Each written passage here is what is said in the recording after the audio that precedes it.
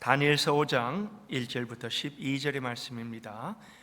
벨사살 왕이 그의 귀족 1000명을 위하여 큰 잔치를 베풀고 그 1000명 앞에서 술을 마시니라. 벨사살이 술을 마실 때에 명하여 그의 부친 느부갓네살이 예루살렘 성전에서 탈취하여 온 금, 은 그릇을 가져오라고 명하였으니 이는 왕과 귀족들과 왕후들과 후궁들이 다 그것으로 마시려 함이었더라. 이 예루살렘 하나님의 전 성소 중에서 탈취하여 온 금그릇을 가져오매 왕이 그 귀족들과 왕후들과 후궁들과 더불어 그것으로 마시더라. 그들이 술을 마시고는 그 금, 은, 구리, 쇠, 나무, 돌로 만든 신들을 찬양하니라. 그때에 하나님의 손가락들이 나타나서 왕궁 촛대 맞은편 석회벽에 글자를 쓰는데 왕이 그 글자 쓰는 손가락을 번지라. 이에 왕이 즐기던 얼굴빛이 변하고 그 생각이 번민하여 넓적다리 마디가 녹는 듯하고 그의 무릎이 서로 부딪힌지라. 왕이 크게 소리질러 술객과 갈대아 술사와 점쟁이들을 불러오게 하고 바벨론의 지혜자들에게 말하되 누구를 막론하고 이 글자를 읽고 그 해석을 내게 보이면 자주색 옷을 입히고 금사슬을 그의 목에 걸어주리니 그를 나라의 셋째 통치자로 삼으리라 하니라. 그때 왕의 제자가 다 들어왔으나 능히 그 글자를 읽지 못하며 그 해석을 왕께 알려주지 못하는지라. 그러므로 벨사살 왕이 크게 번민하여 그의 얼굴빛이 변하였고 귀족들도 다 놀라니라.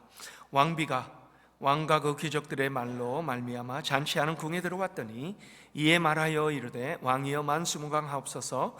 왕의 생각을 번민하게 하지 말며 얼굴빛도 변할 것이 아니니이다. 왕의 나라에 거룩한 신들의 영이 있는 사람이 있으니 곧 왕의 부친 때에 있던 자로서 명철과 총명과 지혜가 신들의 지혜와 같은 자니이다. 왕의 부친 느부갓네살 왕이 그를 세워 박수와 술객과 갈대아 술사와 점쟁이의 어른을 삼으셨으니 왕이 벨드사살이라 이름하는 이 다니엘은 마음이 민첩하고 지식과 총명이 있어 능히 꿈을 해석하여 은밀한 말을 말하며 의문을 풀 수 있었나이다. 이제 다니엘을 부르소서. 그리하시면 그가 그 해석을 알려드리리이다 하니라. 아멘. 여러분, 이 불나방 기억하시는 분들 많이 있지요? 옛날에 아마 시골에서는 여러분들 그 불나방에 대해서 기억들이 많이 있을 겁니다. 불나방은 빛을 좋아합니다.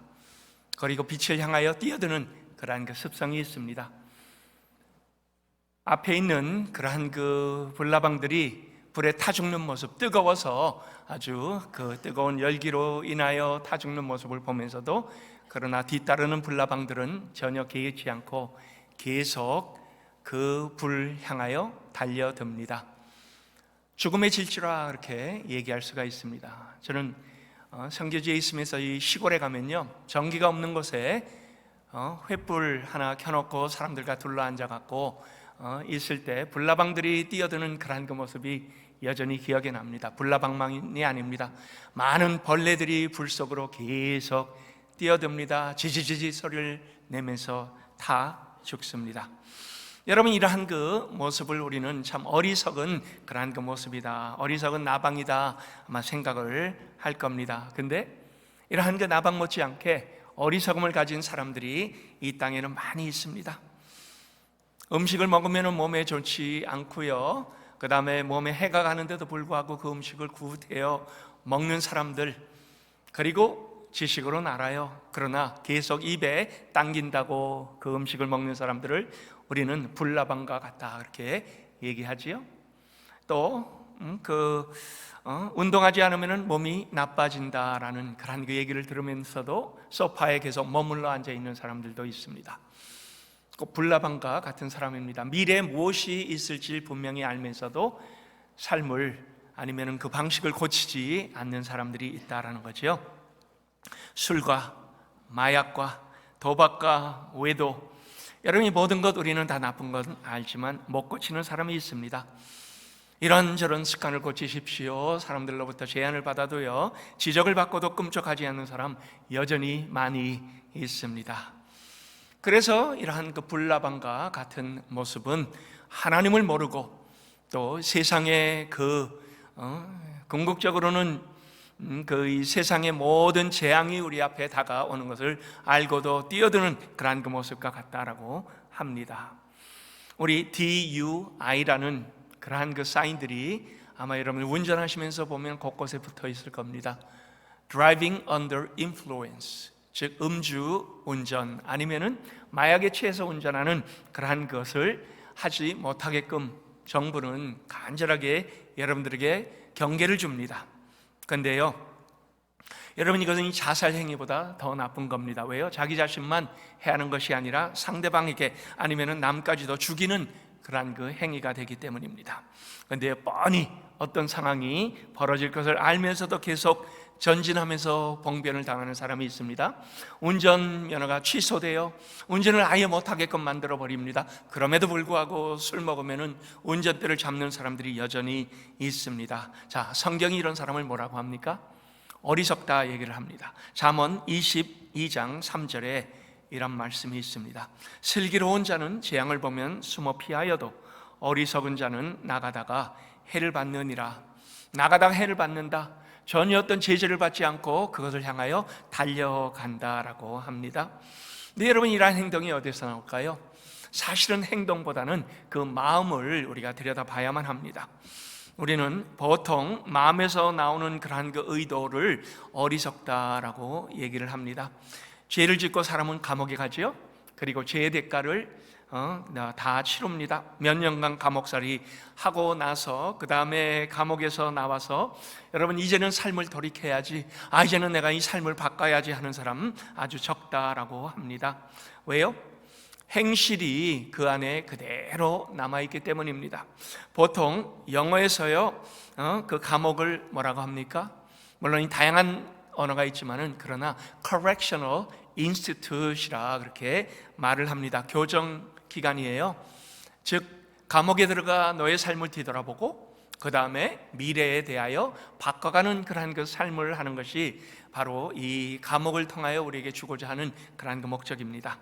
그런데요, 죄에 대한 벌은 받았지만은 동기를 파악하고 고쳐주지 못했기 때문에 그 이후에 계속 똑같은 범죄를 아니면 때로는 더한 범죄를 짓는 사람들을 우리가 보게 됩니다. 우리가 어떻게 이 동기 그리고 의도를 바꾸게 됩니까? 속사람이 바뀌어야만 그것은 가능한 일입니다. 바꿔진 중심에서 나오는 삶의 행동들, 그래서 성경은 우리에게 행동을 바꾸라라고 하지 않습니다. 우리에게 회개하고 예수 그리스도를 믿어라라고 합니다. 왜요? 그것이 진정 우리의 속사람을 바꾸고 우리의 의도를 바꾸고 우리의 중심을 바꾸고 우리의 나가는 삶의 방향을 바꿀 수 있기 때문입니다. 그리하여 그 다음에는 삶의 연속성을 통하여 다양한 그러한 그 영향을 주고 좋은 열매를 맺게 되는 것이기 때문입니다. 하나님은 우리를 보실 때 뭘 보시지요? 중심을 보신다라고 했습니다. 하나님께서 이 중심을 보시는 것, 즉 결과보다는 그 사람의 어떠한 의도를 가지고 이러한 일들을 하는가, 하나님은 그것을 더 먼저 파악을 하시기를 원하신다라고 합니다. 저는 오늘 이렇게 예배 자리에 오신 여러분들 무슨 의도를 가지고 신앙생활 하시나요? 어떠한 동기로 여러분은 예배 자리에 오셨습니까? 하나님 앞에 부끄러움 없는, 왜요? 하나님은 여러분의 마음을 보시면서 그 마음속에 무엇이 여러분들에게 가장 중요한가 하는 것을 아시기 때문에 여러분 그 마음에 귀한 하나님을 향한 예배가 아름다운 동기가 될 수 있기를 바랍니다. 사람의 행동은 그래서 동기에서 나옵니다. 그리고 그것이 행동으로 이어집니다. 오늘 말씀을 보니까 바벨론 마지막 왕 벨사살 왕의 스토리가 나옵니다.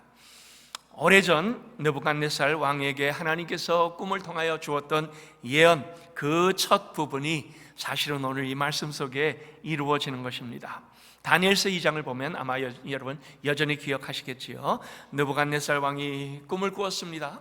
그리고 그 꿈에서 미래 역사의 청사진을 보았습니다. 금과 은과 동과 철과 진흙으로 만들어진 신상들을 보았지요. 바벨론의 영광은 거기에서 금머리라고 했습니다. 그렇지만 그 권세가 제대로 오랫동안 이어지질 못합니다. 그리고 새로운 제국이 출현이 된다. 그리고 그 제국은 두 나라가 합쳐진 메대 바사가 합쳐진 그러한 그 나라로 은으로 만들어졌다. 팔과 가슴의 권세라라고 합니다.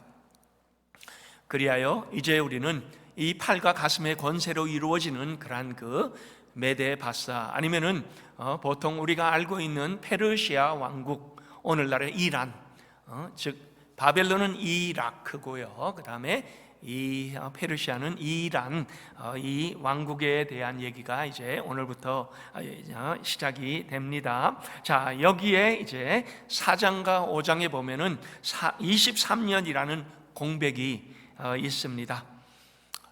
그리고 바벨론의 가장 마지막 왕인 벨사살이 등장을 합니다. 물론 그 중간에 여러 왕들이 있었습니다. 근데요, 이 왕을 성경은 특별하게 추첨을 하면서 그가 어떤 사람인가 하는 것들을 보여줍니다. 그는 오만했습니다. 경솔했습니다. 방자한 모습, 그리고 그러한 그 모습에서 세상의 그 자기 자신만 아는 모습을 성경은 우리에게 너무나 분명하게 그려내고 있습니다. 바벨론 제국이 멸망해야 될 이유를 우리는 말씀을 통하여 확인을 합니다. 그의 어리석음을 보게 됩니다. 그러면서 이 성경은 우리에게 두 가지의 가르침을 주고 있습니다. 첫 번째, 죽음의 질주입니다.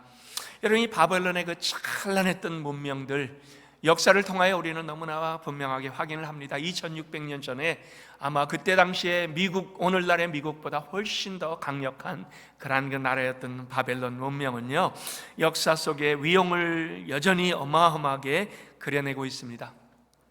네, 성경은 선택의 역사만 쓰고 있습니다. 우리에게 가장 필요한 사실만 딱 뽑아갖고 성경에서 우리에게 보여줍니다. 왜요? 교훈을 주려 하기 때문에요. 역사의 모든 내용을 빠짐없이 다 기록한 책은 아닙니다. 우리의 영적 지식이 필요한 부분만 성경은 뽑아갖고 우리에게 알려주는 그러한 그 책 속에 나타난 것. 그래서 우리는 느부갓네살 왕 이후에 다른 세 왕에 대하여는 전혀 이 안에는 찾을 수가 없습니다. 느부갓네살 왕 이후에 마르둑 왕이 있었습니다.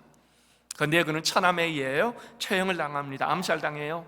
구테타로 나라가 뒤집힙니다. 그리고 나서 나바시 왕이 잠시 또 나라를 맡지만은 그러나 그는 결국 쫓겨나고 맙니다. 그리고 나서 나보리오스 왕, 즉 벨사살 왕의 아버지가 됩니다. 17년간 통치를 하는데요, 그는 영토 확장에 더 많은 관심을 가지고 있었습니다. 그래서 어느 날인가 아들에게 자기의 왕권을 그냥 물려주고 큰 군대를 거느리고 중앙아시아 이 많은 영토를 또 침략하기 위하여 원정에 나섭니다. 아버지가 언제 올지 모르는 이 아들. 그러나 아들은 얼떨결에 왕이 되어버리고 말았습니다. 전혀 준비가 안 됐습니다. 아버지가 왕위를 넘겨주고 그 다음에 군대를 거느리고 밖으로 나가 있는 그 상황에서 그는 왕이 되어서 매주 파티를 엽니다. 나라의 국고를 말아먹는 일들을 매주마다 하고 있습니다. 우리의 역사적인 고증을 통해서 확인이 된 것은요, 벨사살은 한 주가 멀다 하고 당시에 파티를 열었습니다. 여러분, 당시의 연회가 뭡니까? 오늘처럼 우리는 파티를 하면 하루에 끝나버립니다만 당시에는 한 번 연회를 열면 3, 4일씩 진행이 됐습니다. 그리고 보통 2주, 한 주에 한 번씩 이러한 연회를 여니까 나라의 모든 국고는 다 없어지지요. 나라 꼴이 어떻게 되겠어요? 벨사살은 권력에 취하여 제정신이 아닙니다. 매일 술독에 빠져 있습니다. 정세를 판가름하고 나라를 정비하여 주변에 어떤 나라들이 자기를 침략하려고 하는지 전혀 알아채지를 못하고 있습니다. 아니에요. 전혀 관심조차 없습니다. 그리하여 그 나라를 바른 방향으로 이끌 만한 상태가 되지 않은 겁니다. 주변의 가신들도 동일한 그러한 그 모습을 가졌습니다. 자, 1절에 보니까 그 술 파티의 장면이 오늘 아주 자세하게 묘사가 됩니다. 귀족 1000명을 불러서 같이 술 파티를 했습니다. 그리고 자기 자신을 자랑하는 그러한 그 자리가 다시 한번 되었습니다. 그런데 2절에 어떤 문제가 생깁니까? 예전에 예루살렘 정복 때 유대인 성전에서, 예루살렘 성전에서 탈취하여 가져온 모든 성전 기구들, 그릇들을 다 갖고 와 이제 거기에 우리가 술을 따라 마시자라고 합니다. 그의 고조 할아버지였던 느부갓네살 왕은 당시에 예루살렘을 침략하고 성전의 기물들을 다 가지고 와서 이 창고에 넣어뒀습니다. 근데 그는 자기의 기분을 위하여 그 모든 것 다 꺼내서 우리 한번 진탕 마셔보자 이러면서 하나님을 모독하는 일을 했습니다. 여러분, 이것은 아주 의도적인 행동이었습니다. 교만하여 포로들을 무시하는 그러한 그 모습이었습니다. 내가 모든 권세를 다 갖고 있다, 나를 대항할 자 아무도 없다, 내가 한다 하면은 그 누구도 막을 사람이 없다라고 추태를 부립니다. 무슨 메시지를 주는 겁니까? 다른 나라는 아무것도 소중하지 않다, 우리 바벨론은 영원하리라, 우리의 힘과 권력은 너무나 커서 그 누구도 우리를 막을 자가 없다라는 그러한 그 메시지를 주고 있습니다. 근데 이 나라의 권세는 대적할 수 없는 그러한 그 힘 자랑 속에, 즉 다른 나라의 그 문화까지도 존중하지 않는 그러한 그 모습이 나옵니다. 너희 모두는 나 같은 대단한 왕에게 굴복할지라 라는 메시지를 줍니다. 여러분이 보세요. 모든 것이 나 중심이지요. 나를 통하여 나에게 모든 사람은 다 절하고 굴복할지라 라는 그러한 그 모습 속에요. 그러나 우상이 나타납니다. 4절에 보세요. 그들의 우상이지요, 금, 은, 구리, 쇠, 심지어는 나무와 돌로 만든 우상을 찬양하더라 라고 되어 있습니다. 망령된 모습의 극치를 보여주고 있습니다. 여러분, 모든 사람들은요, 가장 무너지기 전에는요, 이러한 악한 모습이 대표적으로 나타납니다. 자, 근데요, 그 이후에 무슨 일이, 아니면요 5절에 보니까 그 때에 동일한 바로 그때라라고 했습니다. 무슨 일이 일어납니까? 사람의 손가락들이 나타나 왕궁 촛대 맞은편 석회벽에 글을 써내려갑니다. 어떻게 써내려가요? 아마 이 석회벽에 손가락이 나타나서 굵게 하나하나 파헤쳐 가면서 글씨를 썼습니다. 이 글씨의 내용, 물론 이 다음 주에 제가 좀 더 이런가 자세하게 나누겠지만요, 메네 데겔 우바르스인이라는 그러한 그 의미가 그 안에 들어 있습니다. 자, 벨사살은요, 그 벽에 쓰여지는 글씨를 보더니요, 갑자기 얼굴색이 변합니다. 흑색이 되어버렸습니다. 분위기가 그 다음에 싸늘해졌습니다. 그는 공포에 휩싸였습니다. 성경이 뭐라고 표현을 합니까? 넓적다리 마디가 녹는 듯 그의 무릎이 서로 부딪힌지라. 여러분, 너무 놀라면요 어떻게 돼요? 사람은 주저앉아 버리고 맙니다. 뭘 어떻게 해야 될지 모르는 그러한 그 모습을 가지게 됩니다. 여기 보니까요, 생각해 보세요. 사람이 나타나 벽에 글을 쓴 것도 아닙니다. 아니면 이미 쓰여진 그러한 그 글씨를 커튼을 제껴놓고 본 것도 아닙니다. 아마 여러분들 공포영화 보신 분들은요, 이 공포영화에 나타날 것 같은 그러한 그 손가락들이 나타나 벽에 글을 써내려가기 시작하는데요, 근데 굵직한 자국을 남기면서, 그러면서 그 모습이 그의 눈앞에 생생하게 펼쳐집니다.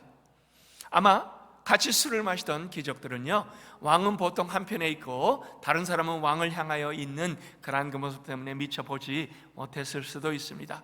근데요, 왕이 그 나라의 모든 정권을 다 가지고 있고 모든 사람 위에 있는 그러한 그 왕이 극도의 두려움으로 벌벌 떠는 그 모습, 당시 아마 이 사람들에게 큰 충격을 주었을 겁니다. 여러분이 너무 놀라면 얼어붙는다라고 합니다.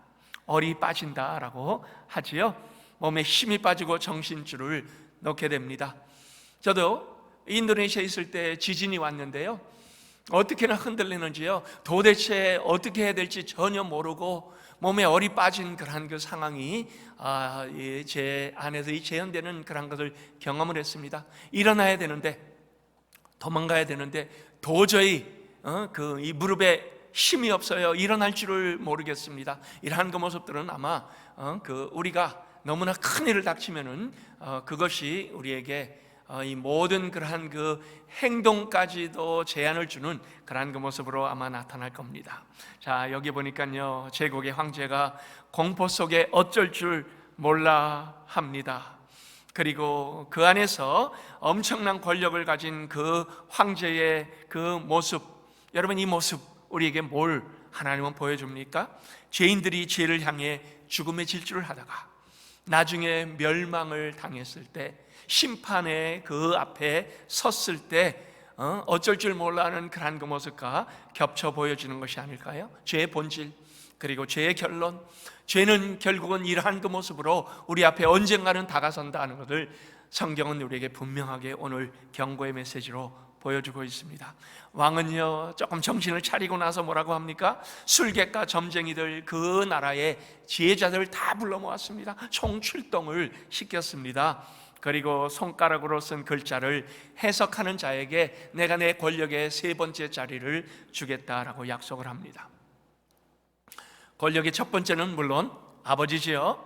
그리고 아버지는 지금 밖에 나가 있습니다. 그가 이제 얼떨결에 권력을 맡았습니다. 그래서 그 다음으로 줄 수 있는 자리, 세 번째 자리를 주겠다. 자주옷을 입히고 금 사슬을 채워서 귀족들만 할 수 있는, 그리고 가장 높은 자들만 누릴 수 있는 영광스러운 치장을 해주겠다라고 약속을 합니다. 여러분 이게 얼마나 큰 회유인지 아세요?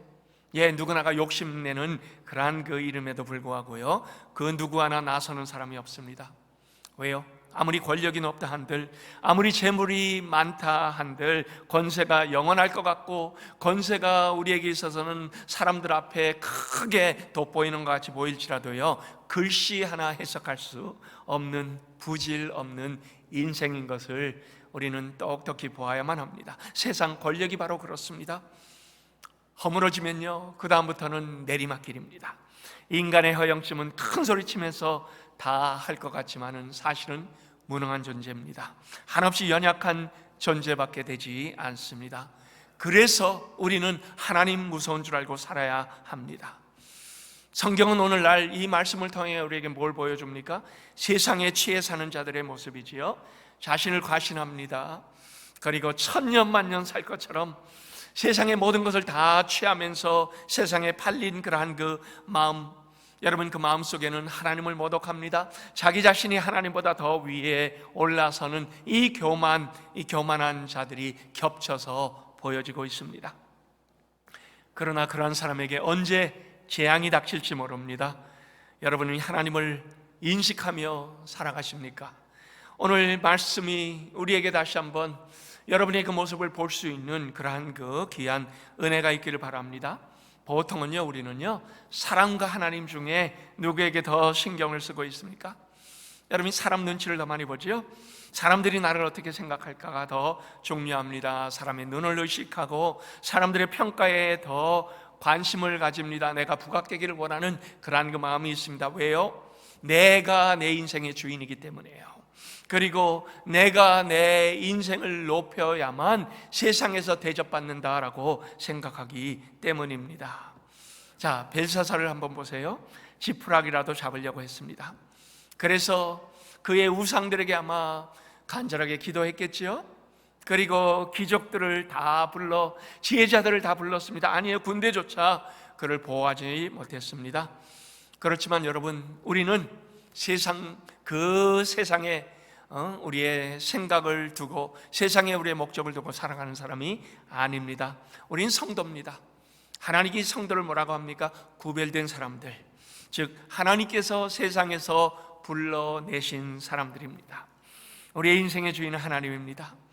그리고 하나님은 이 땅에서 주인이 되시며 우리에게 맡겨주신 귀한 삶을 사는 자들이라 했습니다. 여러분, 우리에게 행복은요 하나님을 아는 겁니다.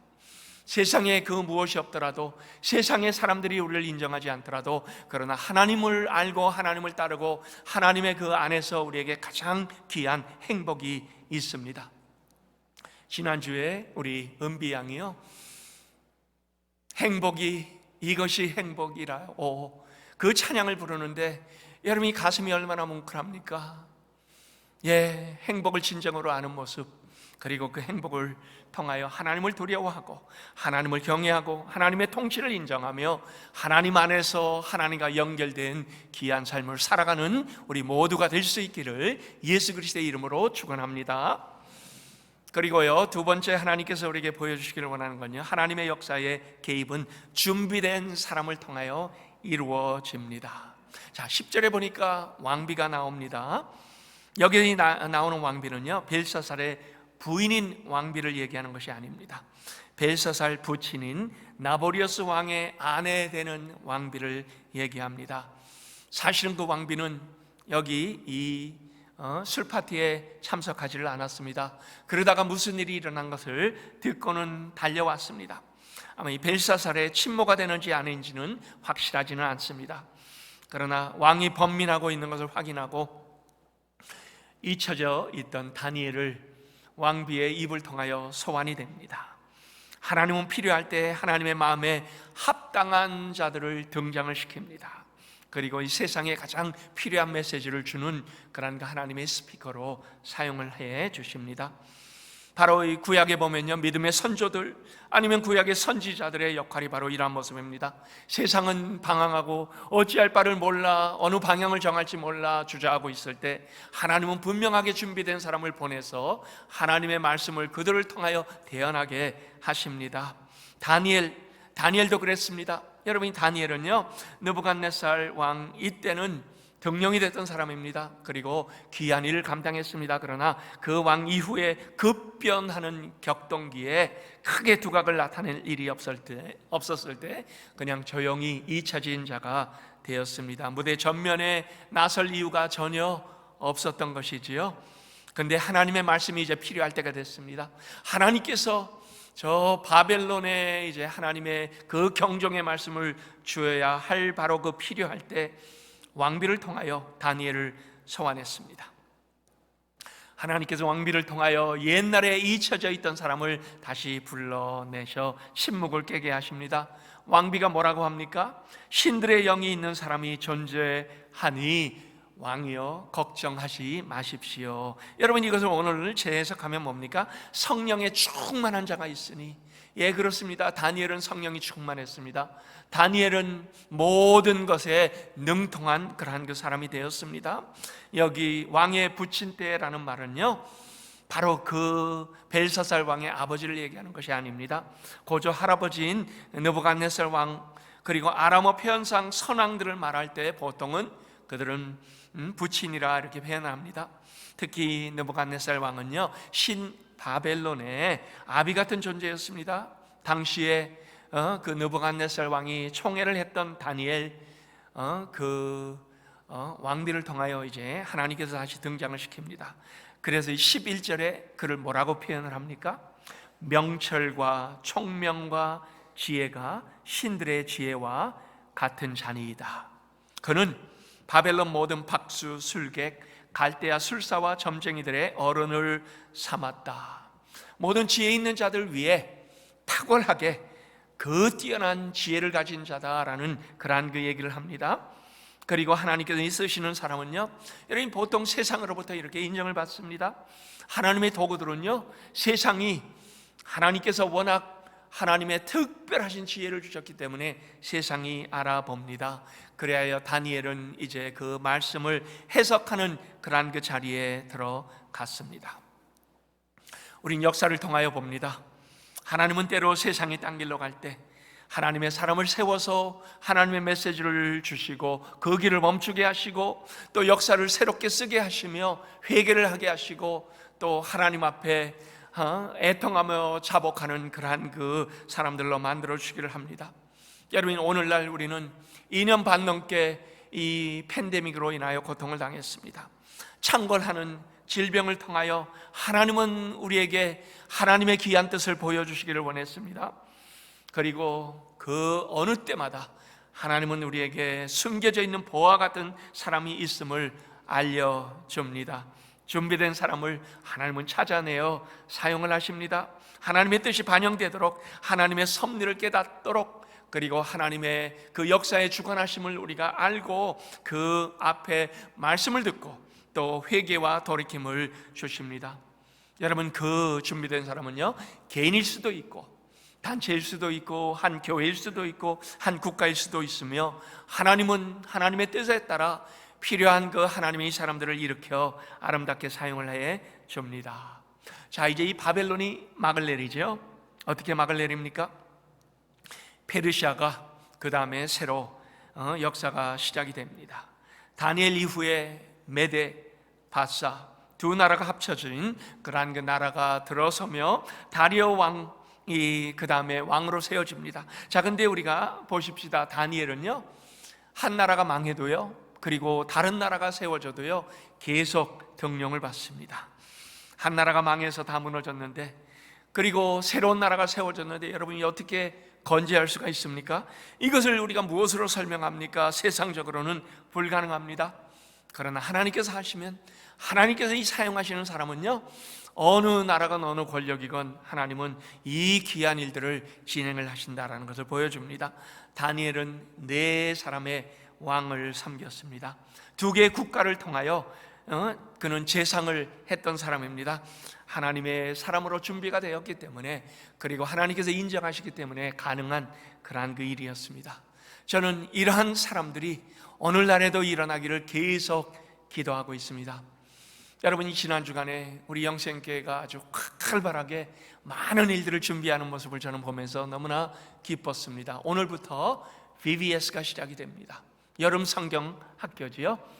우리 모든 교역자들, 교사들, 또 TA들, 우리 중고등학생들이요, TA가 돼서 또 많이 참여를 합니다. 기도하며 심려를 기울이며 이 VBS를 위하여 얼마나 준비를 잘 하는지 모릅니다. 어제 저녁에는요, 밤 10시가 넘도록 준비하고 아마 이 밤늦게들 집으로 갔을 겁니다. 그러나 마음만큼은 그들이 얼마나 흡족했는가 하는 그러한 그 모습을 봅니다. 이번 여름 성경학교의 주제가 뭡니까? 영어로요, Monumental, Celebrating God's Greatness 라고 합니다. 여러분, 이것은요, 기념비적인 하나님, 위대하시고 크신 그 하나님의 능력과 영광, 그리고 그 안에서 하나님 진행하시는 모든 일은 틀림이 없다 하는 것을 우리 어린 자녀들에게 분명하게 보여주기를 원하여 오랫동안 기도하며 진행을 해왔습니다. 이제 드디어 오늘 오후 2시 반에 그들에게 하나님의 그 아름다운 능력이 나타나는 그 귀한 말씀의 잔치가 벌어지게 됩니다. 저는요, 우리 영생의 모든 가족들에게 간절히 바랍니다. 여러분이 한 사람이 하루에 이 VBS를 위하여 오늘부터 시작하여 우리 끝나는 수요일 저녁까지요, 좀 같이 우리 기도를 좀 하십시다. 여러분이 한 분 한 분들이 기도하면요, 그것은 몇백 명의 기도가 하나님께 올려지게 됩니다.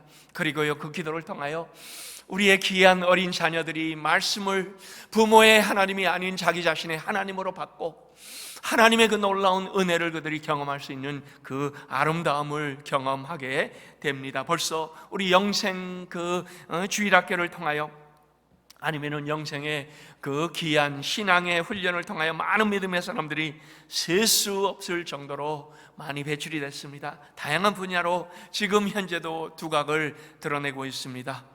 다니엘과 같은 사람, 하나님 필요하실 때, 하나님께서 원하실 때 여기 있습니다라고 준비된 사람들, 그렇게 쓰임받는 자들이 배출될 수 있는 교회가 될 수 있기를 바랍니다. 그리고 우리 영생교회가 그것을 위하여 함께 달려가는 교회가 되기를 바랍니다. 오늘 세상에서 여러분 가장 영향력 있는 자리에 가서 특별하게 각자의 그 준비된 전문성을 가지고 하나님의 쓰임받는, 하나님을 드러내고 하나님의 영광을 나타내며 하나님께서 주시는 그 말씀이 그때마다 그들에게 지혜로 나타날 수 있는 그러한 그 사람들이 되는 데는 우리 영생교회가 가지고 있는 이 역량을 그들에게 쏟아 부어주는 그러한 그 일이 필요합니다. 저는 이러한 그 귀한 일을 위하여 달려가는 우리 영생교회가 될 수 있기를 바랍니다. 다니엘의 여러분이 바벨론식 개명한 이름이 있습니다. 무엇인지 아마 기억을 하시죠? 벨드사살입니다. 다니엘서 1장 7절에 나옵니다. 근데요, 바벨론의 이 마지막 왕 벨사살과 이름이 너무나 흡사합니다. 성경은요, 의도적으로 다니엘과 벨사살을 같이 양옆에 놓고 지금 비교를 하고 있습니다. 다니엘의 히브리식 이름의 의미가 뭡니까? 하나님이 나의 심판자이시다. 근데요, 벨드사살이라는 그러한 그 이름의 의미는 뭡니까? 벨이 내 생명을 보호한다라고 합니다. 그러나 다니엘은요, 포로로 와서 그에게 계명된 이름이 주어져도 그러나 전혀 벨드사살로 살지 않았습니다. 그는 하나님을 두려워하고 하나님 심판자를 아는 그러한 그 삶을 다니엘로 살아갔습니다. 자, 근데 여기 벨사살 왕을 한번 봅시다. 다니엘과는 정반대의 길을 갔던 사람입니다. 그들의 우상인 벨, 그리고 벨이 나를 보호한다라고 믿었고 우상 숭배하면서 거만했던 그러한 그자였습니다. 그는 결국 패망의 낭떠러지로 떨어졌습니다. 자, 근데요, 말씀을 통하여 아이러니한 것을 우리가 보게 됩니다. 이제 다음 주에 우리가 좀 더 살펴보겠습니다만, 왕이 포로에게 도움을 청하는 그러한 그 상황이 벌어집니다. 예, 여기 다니엘은 나라를 잃었습니다. 포로로 끌려왔습니다. 당연히 하나님의 계획 속에 있습니다. 그리고 하나님의 사랑의 방편입니다. 근데요, 하나님의 주권을 알았던 다니엘은 당당했습니다. 하나님의 주권을 모르는 벨사살은 갑자기 앞에 이 손가락이 나타나 그에게 그 경종을 울려주니까요, 그러니까 그는 두려움에 떨었습니다. 그리고 포로에게 도움을 청합니다. 다니엘은 나라를 잃고, 그러나 벨사살은 그 나라를 잃은 자를 통하여 심판의 메시지를 듣습니다. 하나님의 사람들은 이 땅에 거대한 겉모습에 주눅이 들지 않는 모습을 다니엘은 우리에게 보여주고 있습니다. 오히려 세상이 아플 때, 세상이 힘들어할 때, 세상에 가장 필요로 하는 그러한 그 도움의 손길을 우리는 주는 자들이 될 수 있다는 것, 하나님이 성경의 역사를 통하여 보여줍니다. 하나님의 메시지는 세상에 전달할 때 우리가 어떻게 이걸 전달합니까? 예배를 통하여, 하나님을 경외함을 통하여, 우리의 삶을 통하여, 그리고 매사에 하나님을 인정하는 모습을 통하여 우리는 하나님을 이 땅에 드러내게 됩니다. 그때 여러분, 세상은 우리를 보며 우리의 하나님과의 그 관계와 하나님의 예배의 그 참된 모습을 통하여 희망을 가지게 됩니다. 바로 다니엘이 하나님을 쓰임받는 존재로서 빛을 드러냈던 모습입니다. 우리 신약에 보면요, 아주 비슷한 스토리가 나타납니다. 예수님께서 손가락으로 땅 위에 글을 쓰신 것 여러분 기억하시죠? 가늠하다 잡힌 여인이 있었습니다. 돌에 맞아 죽어야 할 그 여인을 사람들이 예수님 앞에 끌려왔습니다. 근데 예수님은 그냥 땅에 앉아 묵묵히 땅 위에 손가락으로 글씨를 쓰기 시작합니다. 그리고 나서 그 다음에 눈을 들어 사람들에게 얘기하죠. 누구든지 너희 중에 죄가 없는 자가 먼저 돌을 들어 치라라고 했습니다. 그 누구도 감히 돌을 들어 그 여인을 치는 자가 없었습니다. 예수님께서 아무도 없는 것을 보시고 그 여인에게 뭐라고 합니까? 가라, 그리고 다시는 죄를 짓지 말라라고 했습니다. 중심을 보셨기 때문입니다.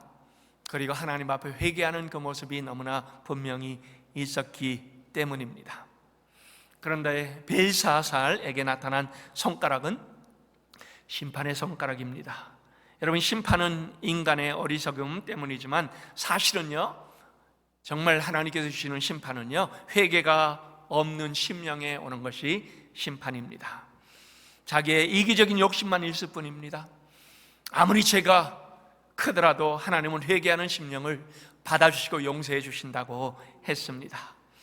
그러나 만약에 우리가 끝까지 불나방처럼 불을 향하여 달려갈 때, 그리고 거기에는 재앙만이 있을 뿐이다 라는 것을 성경은 우리에게 너무나 분명하게 보여줍니다. 회개하고 돌아오는 하나님의 귀한 사람들, 하나님께서는 회복을 약속하셨습니다. 하나님은 우리의 마음의 중심을 보시는 하나님이시기 때문입니다. 결론을 내겠습니다. 내 영혼의 양식이라는 책이 있습니다. 거기에 나오는 얘기로 마치겠습니다. 한 사람이 목사님께 이렇게 물었습니다. 목사님, 마음의 중심을 우리가 어떻게 알 수 있습니까? 그랬더니 목사님이 그를 데리고 가서 창문을 통하여 밖을 보게 합니다. 밖에 보니까 시장에 사람들이 활발하게 사고 팔며 웃으며 지내는 그러한 그 모습들이 보여집니다. 그러면서 그 다음에 또 마음의 중심은 여기에 있습니다라고 벽에 걸려있는 그러한 그 유리를 보면서 무엇이 보입니까? 라고 물었습니다. 그는 처음에는 활발한 사람들의 모습이 보입니다만, 두 번째는 뭐라고 합니까? 제 자신의 모습이 보입니다라고 합니다. 여러분, 유리창이나 거울은 똑같은 그러한 그 유리로 만들어졌습니다.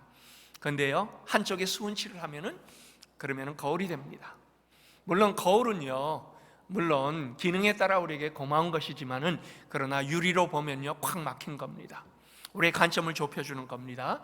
그리고 세상을 볼 수 없게 만드는 것이 바로 거울입니다. 뒤에 있는 수은칠, 여러분, 이 수은이 우리의 죄와 같습니다.